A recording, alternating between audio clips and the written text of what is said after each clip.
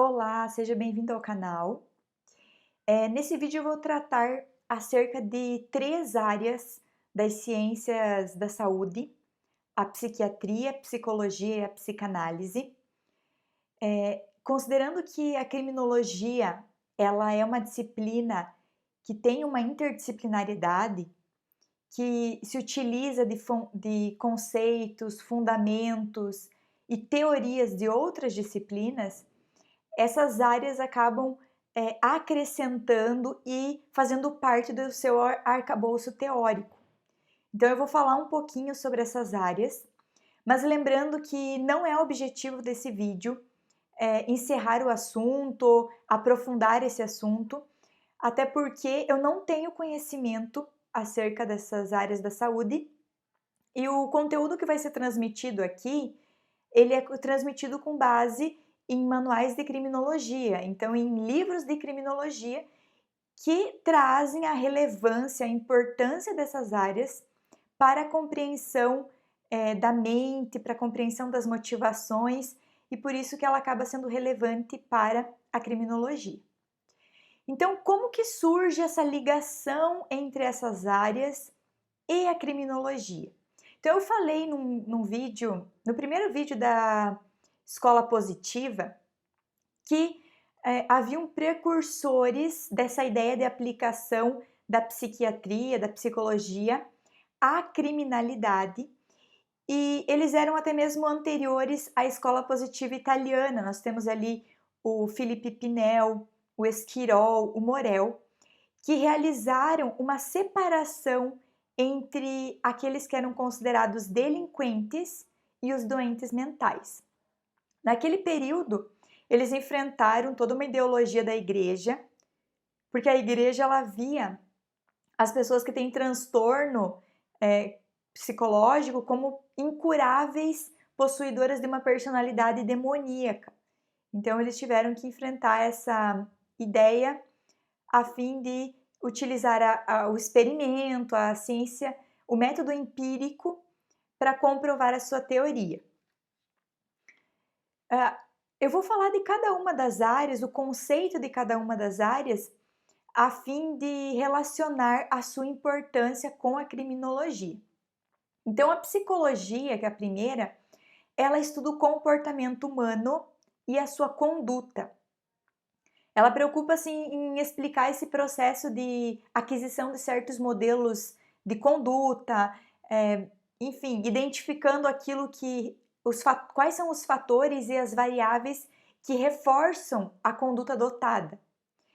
Para a psicologia, a conduta criminosa ela é mais uma conduta, porque na verdade o estudo dela está focado em entender o comportamento humano, a forma como o homem internaliza as situações que acontecem na sua vida, como que ele supera isso, como que ele ressignifica, ou se isso se transforma em um trauma.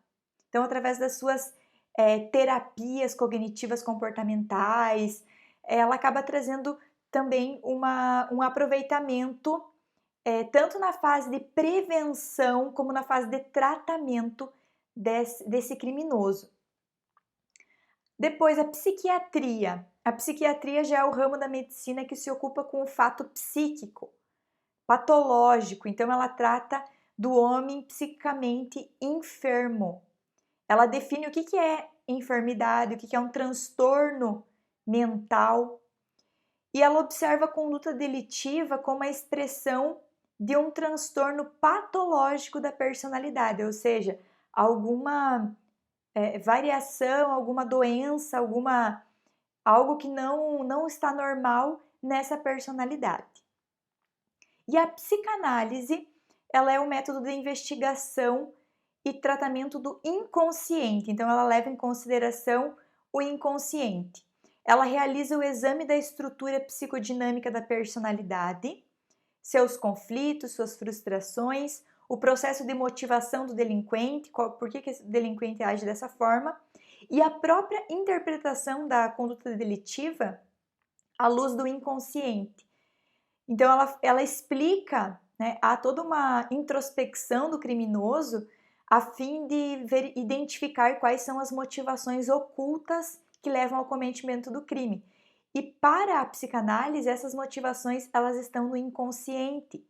Então, para ela, o crime ele seria um comportamento funcional simbólico, uma expressão de conflitos psíquicos internos e profundos. E que coisas que aconteceram no passado, traumas que aconteceram no passado, e isso ficou então internalizado e é colocado para fora, é manifesto através da conduta delitiva. Então ele fala que há desequilíbrios de personalidade que são revelados introspectivamente quando se aprofunda no inconsciente do indivíduo. Acerca dos modelos psiquiátricos, nós temos um importante conceito que é o de psiquiatria forense, que no início ali, eu falei com o Felipe Pinel, realizou essa separação então entre delinquentes e doentes mentais. Em tese, toda psiquiatria ela é forense, ou alguma vez ela vai se tornar forense. Porque toda vez que o médico, que esse especialista, ele se depara com alguma situação que pode tangenciar questões jurídicas e éticas, isso acaba trazendo uma repercussão aí, então, para a área jurídica. Então, essa psiquiatria forense, ela fornece um auxílio para a área jurídica. E de muitas formas, esse profissional ele pode atuar auxiliando a justiça, auxiliando os tribunais. É o caso de verificação se esse criminoso ele agiu, ele tinha conhecimento do ato ilícito, se ele tinha capacidade de reconhecer esse ato no momento que realizou, se ele pode ser considerado um imputável ou ele vai ser um inimputável, então a ele não vai ser aplicada a pena, ou porque ele possui uma doença mental, porque ele não podia, no momento do ato, conseguir entender esse ilícito da sua conduta. E também ela vai auxiliar, além dessa identificação, né, ela auxilia, tem uma série de situações que ela acaba tendo envolvimento com a área jurídica. E para a psiquiatria, então há uma associação do comportamento delitivo ao transtorno mental. Então ela realiza esse diagnóstico de saúde mental. E cabe à psiquiatria atestar a normalidade mental do indivíduo. Essa fronteira entre normalidade e doença, ela é muito relativa. Vai depender de cada caso, o profissional vai ter que verificar cada caso. E ele, inclusive, ele precisa verificar as tendências da sociedade, a evolução histórica da sociedade. Porque, de acordo com a realidade, os indivíduos também eles podem aparentar uma certa anormalidade. Existem alguns transtornos de personalidade que são descritos pela psiquiatria e que podem ter, inclusive, podem influenciar numa conduta agressiva, numa conduta fora de si. Então, alguns transtornos. O primeiro é a paranoia, que é quando tem um caráter desconfiado, uma tendência a distorcer os fatos, interpretar os fatos de maneira diferente da realidade. Também existe a esquizofrenia, que também é um transtorno de personalidade que envolve uma fantasia, então não vive na realidade. Também a personalidade obsessiva compulsiva, que é quando há um sentimento de dúvida, de perfeccionismo, a todo momento está verificando as situações, uma preocupação com os pormenores, uma obstinação. Também a ansiedade e desordem depressiva, que antigamente era chamada de neurose. O termo neurose ele foi criado pelo médico escocês William Cullen em 1769 para indicar desordens de sentidos e de movimentos. Então é causado por efeitos gerais do sistema nervoso e se manifesta por várias maneiras. Nós podemos citar a questão da piromania, transtorno obsessivo compulsivo, ou comumente chamado de TOC, ansiedade, histeria, enfim, uma variedade de fobias. Isso tudo faz parte dessa ansiedade ou desordem depressiva. Quanto à personalidade psicopática, então muito se fala sobre o psicopata. Isso também é identificado pela psiquiatria. Então, é um processo extremamente complexo a avaliação desse psicopata e vai ser realizada por um clínico profissional que tenha conhecimento acerca dessa área. Os autores, então nós temos Cardamo, Pinel, Prichard, Morel, uma série de autores que começaram a estudar e identificaram essa personalidade psicopática. E a psicopatia, então, ela seria esse transtorno de personalidade antissocial, sociopatia, um transtorno de caráter, um transtorno sociopático ou um transtorno dissocial. Algumas características dessa personalidade psicopática é que ele é eloquente e superficial, ele acaba sendo agradável, divertido, envolvente naquilo que conta nas suas histórias, sabe de todos os assuntos, age de forma leviana como se nunca fosse descoberto. Ele é egocêntrico e grandioso, sempre o centro do universo, vaidoso, narcisista, arrogante e cheio de si. Não há remorso ou culpa nas suas ações.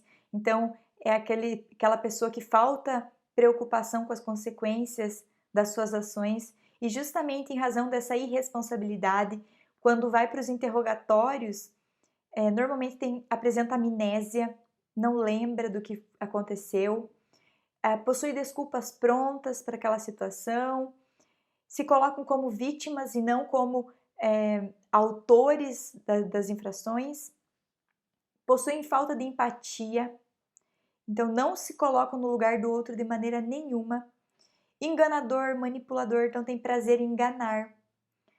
Ainda, suas emoções elas são rasas, então tem uma pobreza emocional, não aparenta não há uma profundidade nas suas emoções.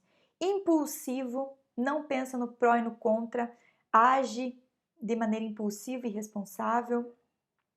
Controle comportamental pobre, então não consegue se controlar, não tem domínio próprio, ofende, é agressivo, tem uma necessidade de sempre estar em excitação, então não tolera a rotina, a monotonia, apesar da sua vida ser um tédio, quer sempre viver como se fossem altas velocidades.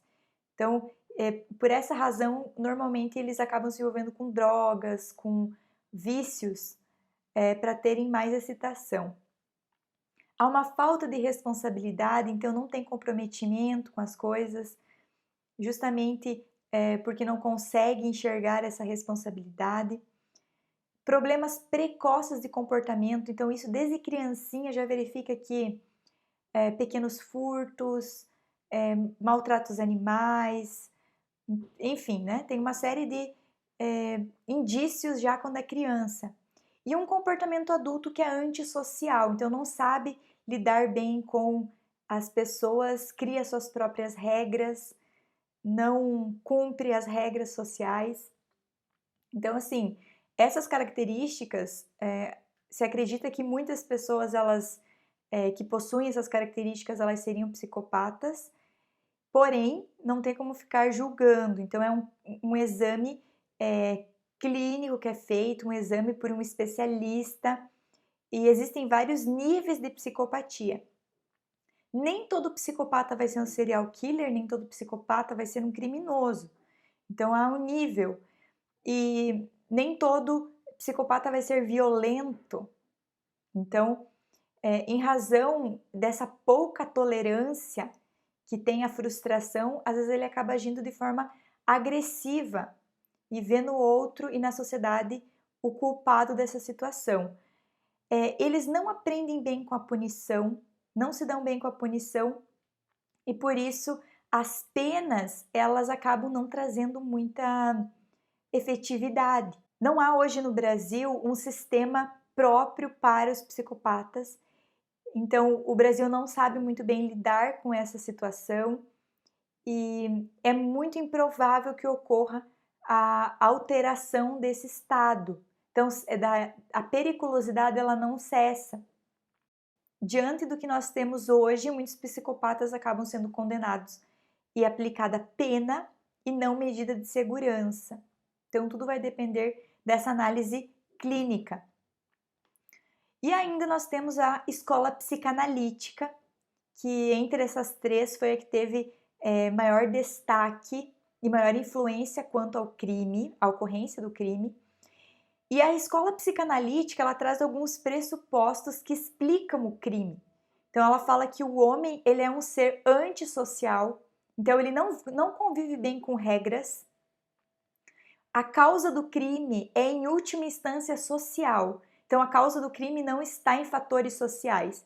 Veja, nós tínhamos a escola clássica, que falava que o crime era ocorrido pelo livre-arbítrio, o homem realizava porque queria. A escola positiva italiana, com 3 fases, a primeira trazendo ali uma causa do crime no estereótipo físico, e as outras 2 também apoiavam no físico, mas traziam, por exemplo, com Enrico Ferri, fatores sociais aliados ao físico, e o Garofalo com um déficit moral. E aqui nós temos uma causa do crime que ela está dentro do homem. Ela não está no fator social, ela não está no físico, mas ela é interna. Então, ela acaba... onde que está a causa do crime? Para a escola psicanalítica, no inconsciente. É algo que está no inconsciente. Então, a partir das regras, o homem ele se enquadra na sociedade, mas ele não foi feito para isso. E a infância é uma fase que vai modelar a personalidade desse homem. Então, veja a importância dessas matérias, dessas disciplinas, porque elas acabam auxiliando na análise da mente, na análise das motivações. Na próxima aula, eu vou trazer, então, sobre os 3 autores da escola psicanalítica, os 3 autores mais influentes, o Freud, o Adler e o Jung. E eu vou trazer, então, cada aspecto da teoria de cada um deles.